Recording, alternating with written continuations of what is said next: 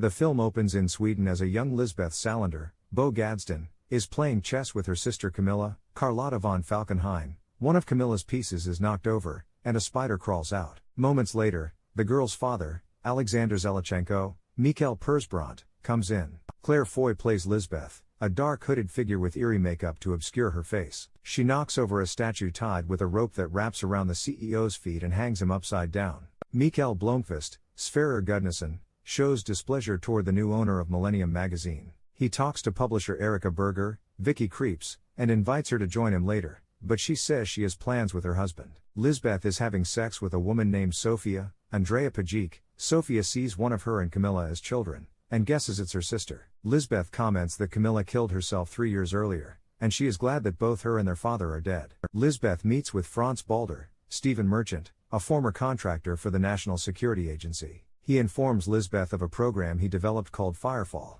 which has the power to access the world's nuclear launch codes. Lisbeth, Lakeith Stanfield, is an unauthorized user in the NSA's system. She leaves a taunting image to security expert Edwin Needham.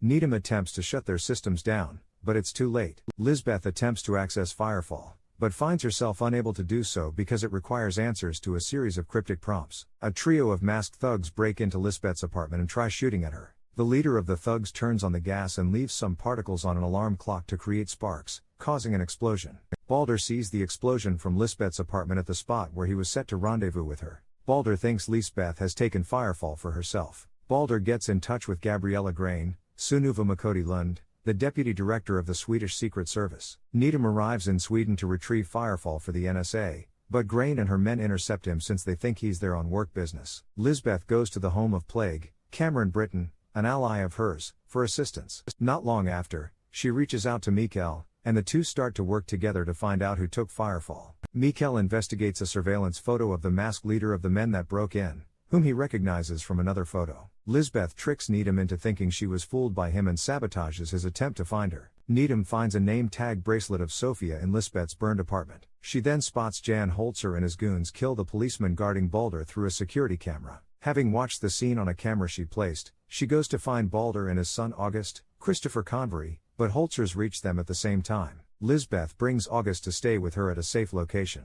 He has a strange lack of emotion over his father's death. He says he would like to go back to his mother. She asks for his help in unlocking Firefall. Needham is eventually found by Grain when he is snooping around the building where Balder was killed. Grain has him arrested and locked up. Lisbeth manages to remotely unlock his holding cell and lead him to a hidden cell phone where he is able to communicate with her. Needham agrees to take August with him to America to rejoin his mother. Camilla, now played by Sylvia Hoeks, took over the spiders from her father after his death. Grain was the client in the scheme to steal Firefall. She kills Grain by slitting her jugular vein with a razor-sharp blade. Camilla orders August to unlock Firefall, and she gets Holzer to show Lisbeth a video where they have Mikael hostage. Camilla congratulates the driver on the successful escape, inadvertently distracting him from the road at the exact moment the blind Holzer stumbles in the path of the car. Lisbeth makes it in and takes out some henchmen herself, even injecting Holzer's with the first serum. Mikael is in his office writing a new article in which he details Lisbeth and Camilla's whole ordeal. He decides to erase the whole thing instead of having it published. Lisbeth goes to her home one last time as she rigs the place to blow up. She watches it go up in flames and rides away into the night on her motorcycle.